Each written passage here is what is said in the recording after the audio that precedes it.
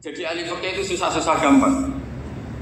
Jenengan jangan hanya berpikir protes dengan ketentuan fikih, mengkaji yang sebanyak-banyaknya. Itu tadi, misalnya Anda seorang supir permanen, supir bis terutama. Kalau truk kan bisa lihat-lihat, kalau bis kan ada deadline-nya ya waktu. Seperti bis jurusan Surabaya Semarang, saya kan sering naik bis jurusan Surabaya Semarang. Kadang-kadang supirnya melihat saya tanya, Gus saya ini supir, saya ini Ramadan itu gimana ya? Ya saya sudah ngerti setengah nakal, dan senengnya dijawab rasa poso ya saya tahu. Tapi masalahnya secara fikih kalau kamu mengatakan kamu harus puasa terus, kamu melanggar konstitusi ilmu. Memang musafir punya diskon? Boleh? Tidak puasa. Pertanyaannya, bayarnya kapan? Wong Syawal ya nyupir lagi, Zulqa'dah nyupir lagi, nanti sampai Ramadan ya. Nah terus, ya pas kamu cuti, biasanya cutinya pas sakit, boleh diskon lagi karena sakit. Coba. Nggak, andai kan Anda jadi ahli fikih milih zaman. Lu kalau orangnya soleh terus kayak ustadz-ustadz di sini kayak dosen UI kan, masa dosen UI Universitas Islam nggak Islami kan nggak mungkin. Mungkin memilih poso kan. Masalahnya ini kan hukum untuk orang kebanyakan, nggak boleh hukum mosok gak kuat. Sahur jam 3:30, ngobrol vitamin, pokoknya harus kuat. Itu udah hukum, itu saran. Hukum itu beda dengan saran.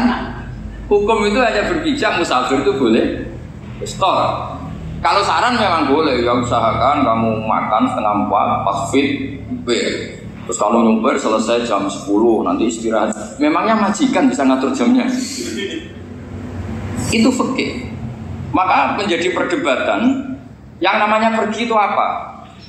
Menurut Imam Syafi'i pergi itu ya dari rumahnya ke tempat yang asing yang tidak wilayahnya namanya pergi. Menurut Imam Ahmad bin Hanbal enggak.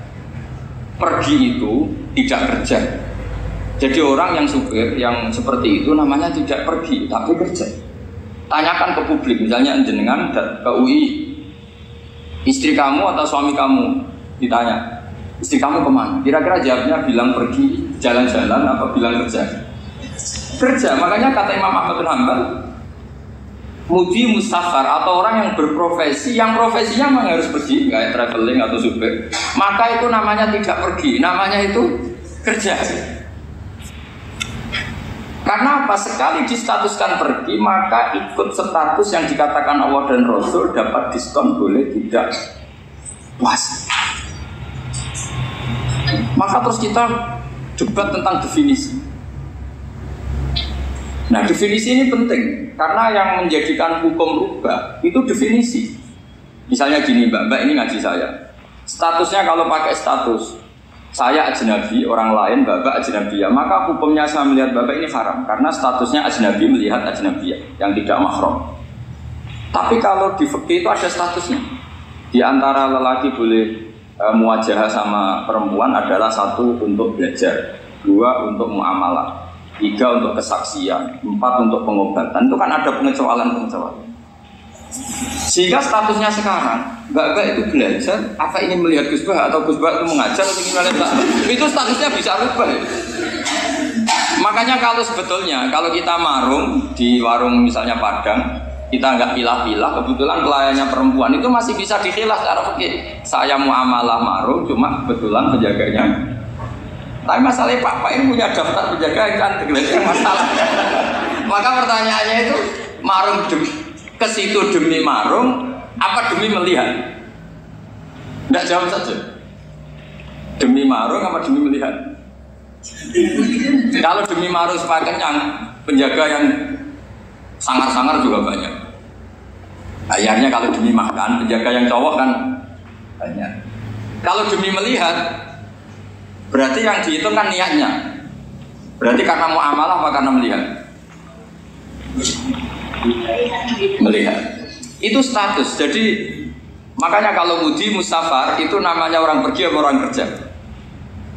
Orang kerja. Maka menurut pikirannya Imam Ahmad bin Hanbal seperti itu harus puasa. Karena dia adalah pekerja, bukan musafir. Lalu dalam masalah jumlah 3 hari misalnya. Kalau dalam fikih kita, nggak saya kenapa ngomong fikih terus ya, karena banyak yang melupakan fikih. Jenengan pergi haji, zaman Nabi haji itu jamak dan qashar terus. Padahal hajinya Nabi itu, haji itu minimal kan berapa hari minimal itu? 9, 10, 11, 12. Sebenarnya haji itu minimal hanya 4 hari. Karena 13 Dzulhijjah bisa nafar apa? Awal. Kalau nafar awal berarti nggak ada kewajiban nafar sani. Berarti yang wajib betul kan 9, tanggal 9 cukup di Arafah, terus 10 biasanya ifadah sama balang jumroh apa? Akobah, terus 11, 12 itu kan sudah boleh cabut karena apa? Nafar apa? Awal. Berarti nggak usah nafar apa? Sani. Berarti hanya berapa? 4. Tapi Nabi haji di Mekah Medina itu sampai 40 hari karena perjalanan. Pertanyaannya, ketika Nabi menjamak dan mengqashar itu cara Imam Syafi'i lis safar. Karena Nabi orang Medina datang ke Mekah dengan jarak 460 kilo, maka Nabi boleh jamak dan qashar. Jadi pikiran Imam Syafi'i, jamaknya Nabi itu lis safar karena pergi. Cara pikiran Imam Malik enggak, jawabnya Nabi itu lin nusuk. Nabi menjamak sholat itu karena melakukan ibadah haji. Efeknya adalah orang Mekah kalau haji itu cara Imam Malik meskipun jaraknya dekat boleh apa? Boleh apa? Qashar, boleh jamak qashar. Lalu terus ada pertanyaan fikih lagi. Lalu jamak qashar itu karena pergi apa karena masyaqqah? Karena repot. Coba kalau sampean kira-kira jawab. Misalnya kita orang kaya bawa uang 1 miliar naiknya Alphard, ada supirnya, ada ajudannya, pergi di jarak 100 kilo. Masyaqqahnya kan tidak ada sama sekali, apalagi di tol kebetulan nggak macet. Kira-kira boleh jamak nggak? Boleh, karena pergi, tapi kan nggak ada repotnya sama sekali. Dibanding misalnya yang ngebis bawa beras 1 pintal gitu kan, udah gitu suruhan orang lagi kan pusing. Maka fikih ini untuk memberi hukum itu, kalau fikih itu menstatuskan dulu. Ini orang boleh jamak itu karena masyaqqah apa karena safar. Lalu kalau setelah karena safar itu karena jaraknya apa tingkat masyaqqahnya? Kalau karena jaraknya ya tidak juga.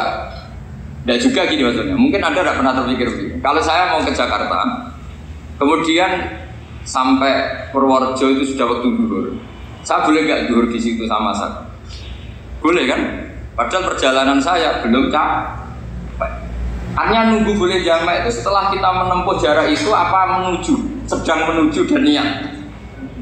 Sedang menuju dan niat. Misalnya saya mau ke Jakarta, saya orang Sleman mau ke Jakarta, itu sampai mana itu Magelang itu sudah boleh jamak kan? Boleh nggak? Boleh karena saya mau ke. Nah pertanyaan secara fikih mungkin ada terlintas. Ternyata ditelepon sama istrinya agak jadi pergi. Padahal sholatnya kadung di jamak zuhur dan asar. Apakah setelah di rumah sholat lagi? Sama nggak pernah mikir gitu. Karena tidak nekuni fikih. Jadi orang fikih itu sudah pusing, makanya jangan diprotes terus. Kita ini sudah pusing, tapi orang itu enak aja protes terus. Tidak perlu jenengan, nanti wajib sholat lagi enggak? Dia bolehnya jamak kan berdasar berstatus musafir. Ternyata setelah Magelang ditelepon istrinya enggak jadi. Dia kadung sholat zuhur dan asar. Setelah pulang masih jam 1. Terus ada asar, wah bukan sholat. Kalau ada sholat lagi apa ada? Jangan saran.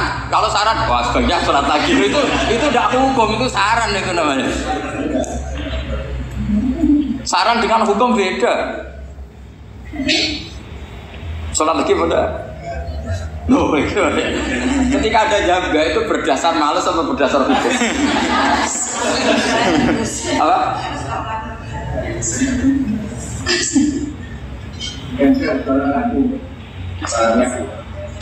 Nah kalau Anda sholat lagi, pertanyaannya gini, Allah itu tidak punya tradisi mewajibkan 2 kali. Pertanyaan fikihnya mesti gitu. Dan saat Anda di Magelang menjamak itu melakukan sesuatu yang disahkan oleh agama. Berarti pas Anda jamak zuhur asar, sesuatu pas melakukan itu kan berstatus sah. Jadi ahli fikih itu susah-susah gampang. Jangan hanya berpikir protes dengan ketentuan fikih, mengkaji yang sebanyak-banyaknya. Itu tadi, misalnya Anda seorang supir permanen, supir bis terutama. Kalau truk kan bisa lihat-lihat, kalau bis kan apa ada deadline-nya ya waktu. Seperti bis jurusan Surabaya Semarang, saya kan sering naik bis jurusan Surabaya Semarang. Kadang-kadang supirnya melihat saya tanya, Gus saya ini supir, saya ini Ramadan itu Gimana ya? Ya saya sudah ngerti setengah nakal, dan senengnya dijawab rasa poso ya saya. Tapi masalah